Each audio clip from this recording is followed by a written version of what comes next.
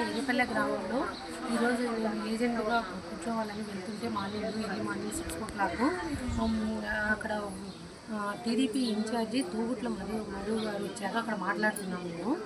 మాట్లాడుతుంటే సాఫీగా జరగండి అన్నారు. సరేలే అన్నాము. మీరు కూడా బాగుంటే మేము కూడా బాగా జరుగుతాయి ఓట్లు అని చెప్పాము. తర్వాత వాళ్ళు ఎందుకు అంత జనం వచ్చారో అని అడిగాము.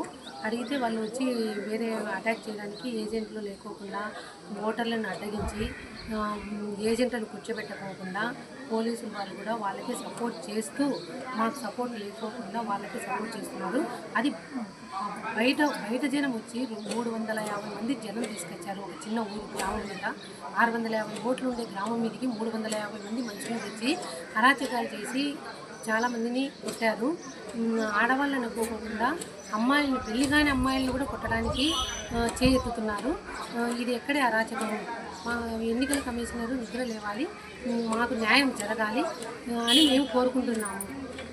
ఇదంతా ఇలా ఇప్పుడు కూడా పోలీస్ వాళ్ళు వాళ్ళకే సపోర్ట్ చేస్తున్నారండి. మాకు సపోర్ట్ చేయట్లేదు. ఇక్కడ ఏజెంట్ లేడు, ఓటు జరగట్లేదు. వైసీపీ తరఫున ఎటువంటి ఓటు జరగట్లేదు.